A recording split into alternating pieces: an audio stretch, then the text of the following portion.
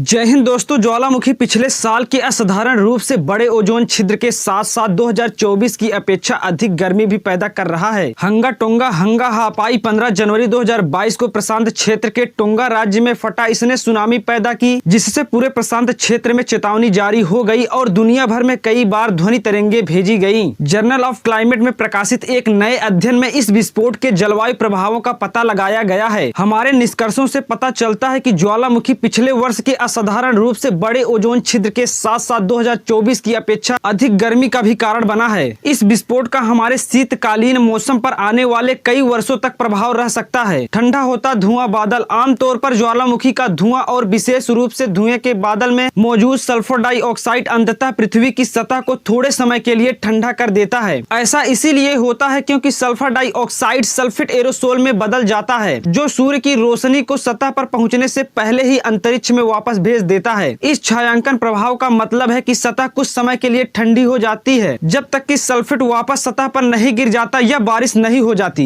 हंगा टोंगा के साथ ऐसा नहीं हुआ क्योंकि ये एक पानी के नीचे का ज्वालामुखी था। हंगा टोंगा ने बहुत कम धुआं पैदा किया, लेकिन बहुत अधिक जलवाष्प 100 से 150 मिलियन टन या 60,000 ओलंपिक स्विमिंग पूल के बराबर। विस्फोट की प्रचंड गर्मी ने समुद्र के पानी की भारी मात्रा को भाप में बदल दिया, जो फिर विस्फोट के बल के साथ वायुमंडल में ऊपर चला गया। सारा पानी समताप मंडल में चला गया। ये सतह से लगभग 15 से 40 किलोमीटर ऊपर वायुमंडल की एक परत है, जो अत्यधिक शुष्क होने के कारण ना तो बादल पैदा करती है और ना ही वर्षा करती है। समताप मंडल में जलवाष्प के दो मुख्य प्रभाव हैं। पहला, ये रासायनिक प्रतिक्रियाओं में मदद करता है जो ओजोन परत को नष्ट करते हैं, और दूसरा ये कि बहुत शक्तिशाली ग्रीन हाउस गैस है। ज्वालामुखी विस्फोटों के हमारे अवलोकन में ये जानने का कोई उदाहरण नहीं है कि वो सारा पानी हमारी जलवायु पर क्या असर डालेगा और कितने समय तक। ऐसा इसीलिए है क्योंकि पूरे समताप मंडल में जलवाष्प को मापने का एकमात्र तरीका उपग्रहों के माध्यम से है। ये केवल 1979 से ही मौजूद है और उस समय में हंगा टोंगा जैसा कोई विस्फोट नहीं हुआ है। दुनिया भर के समताप मंडल विज्ञान के विशेषज्ञों ने विस्फोट के पहले दिन से ही उपग्रहों अवलोकनों की जांच करना शुरू कर दी। कुछ अध्ययनों ने ज्वालामुखी विस्फोटों के अधिक पारंपरिक प्रभावों पर ध्यान केंद्रित किया, जैसे कि सल्फेट एरोसोल की मात्रा और विस्फोट के बाद उनका विकास। कुछ ने जलवाष्प के संभावित प्रभावों पर ध्यान केंद्रित किया और कुछ ने दोनों को शामिल किया, लेकिन वास्तव में कोई नहीं जानता था कि समताप मंडल में जलवाष्प किस तरह व्यवहार करेगा, ये समताप मंडल में कितने समय तक रहेगा, ये कहाँ जाएगा, और सबसे महत्वपूर्ण बात यह है कि जब तक जलवाष्प वहाँ है तब तक जलवायु के लिए इसका क्या मतलब है। ये वही प्रश्न थे जिनका उत्तर देने के लिए हम निकले थे। हम भविष्य के बारे में जानना चाहते थे और दुर्भाग्य से इसे मापना असंभव है। यही कारण है कि हमने जलवायु मॉडल की ओर रुख किया, जो विशेष रूप से भविष्य को देखने के लिए बनाए गए हैं। हमने एक ही जलवायु मॉडल के साथ दो सिमुलेशन किए। एक में हमने माना कि कोई ज्वालामुखी नहीं फटा, जबकि दूसरे में हमने 60,000 ओलंपिक स्विमिंग पूल के बराबर जलवाष्प को मैनुअल रूप से समताप मंडल में जोड़ा। फिर हमने दो सिमुलेशन की तुलना की, ये जानते हुए कि कोई भी अंतर जोड़े गए जलवाष्प के कारण होना चाहिए। हमें क्या पता चला? अगस्त से दिसंबर 2023 तक बड़ा ओजोन छेद कम से कम आंशिक रूप से हंगा टोंगा के कारण था। हमारे सिमुलेशन ने उस ओजोन छेद का अनुमान लगभग 2 साल पहले ही लगा लिया था। उल्लेखनीय रूप से ये एकमात्र वर्ष था जब हम ओजोन छिद्र पर ज्वालामुखी विस्फोट के किसी भी प्रभाव की उम्मीद कर सकते थे। तब तक जलवाष्प के पास अंटार्कटिका के ऊपर ध्रुवीय समताप मंडल तक पहुंचने के लिए पर्याप्त समय था, और बाद के वर्षों में ओजोन छिद्र को बड़ा करने के लिए पर्याप्त जलवाष्प नहीं बचेगा। चूंकि ओजोन छिद्र दिसंबर के अंत तक बना रहेगा, इसीलिए 2024 की गर्मियों के दौरान दक्षिणी एनुलर मोड का एक सकारात्मक चरण आया। ऑस्ट्रेलिया के लिए इसका मतलब था कि गर्मियों में बारिश की संभावना अधिक थी, जो घोषित एल नीनो के साथ अधिकांश लोगों की अपेक्षा के बिल्कुल विपरीत था। फिर से हमारे मॉडल ने 2 साल पहले ही इसकी भविष्यवाणी कर दी थी। वैश्विक औसत तापमान के संदर्भ में, जो इस बात का माप है कि हम कितना जलवायु परिवर्तन अनुभव कर रहे हैं, हंगा टोंगा का प्रभाव बहुत छोटा है, केवल लगभग 0.015 डिग्री सेल्सियस। इसका मतलब ये है कि पिछले 1 साल से हमने जो अविश्वसनीय रूप से उच्च तापमान मापा है, उसे हंगा टोंगा विस्फोट के लिए जिम्मेदार नहीं ठहराया जा सकता। लेकिन ग्रह के कुछ क्षेत्रों में इसके कुछ आश्चर्यजनक अस्थायी प्रभाव भी हैं। ऑस्ट्रेलिया के उत्तरी आधे भाग के लिए हमारा मॉडल लगभग 2029 तक सामान्य से अधिक ठंडी और अधिक सर्दियों की भविष्यवाणी करता है। उत्तरी अमेरिका के लिए ये सामान्य से अधिक गर्म सर्दियों की भविष्यवाणी करता है, जबकि स्कैंडिनेविया के लिए ये फिर से सामान्य से अधिक ठंडी सर्दियों की भविष्यवाणी करता है। ऐसा लगता है कि ज्वालामुखी ज्वालामुखी कुछ तरंगों के वायुमंडल में यात्रा करने के तरीकों को बदल देता है और वायुमंडलीय तरंगे उच्च और निम्न के लिए जिम्मेदार होती हैं, जो सीधे हमारे मौसम को प्रभावित करती हैं। यहाँ ये स्पष्ट करना महत्वपूर्ण है कि ये केवल एक अध्ययन है और हंगा टोंगा विस्फोट का हमारे मौसम और जलवायु पर क्या प्रभाव पड़ सकता है, इसकी जांच करने का एक विशेष तरीका है। किसी भी अन्य जलवायु मॉडल की तरह हमारा मॉडल भी परिपूर्ण नहीं है। हमने एल नीनो ला नीना चक्र जैसे किसी अन्य प्रभाव को भी शामिल नहीं किया है, लेकिन हमें उम्मीद है कि हमारा अध्ययन वैज्ञानिकों की रुचि जगाएगा और ये समझने की कोशिश करेगा कि समताप मंडल में इतनी बड़ी मात्रा में जलवाष्प का हमारे जलवायु पर क्या प्रभाव हो सकता है। ये आने वाला वक्त ही बताएगा। तो ऐसे ही और वीडियोस के लिए चैनल को सब्सक्राइब करना मत भूलिएगा। वीडियो देखने के लिए बहुत बहुत धन्यवाद।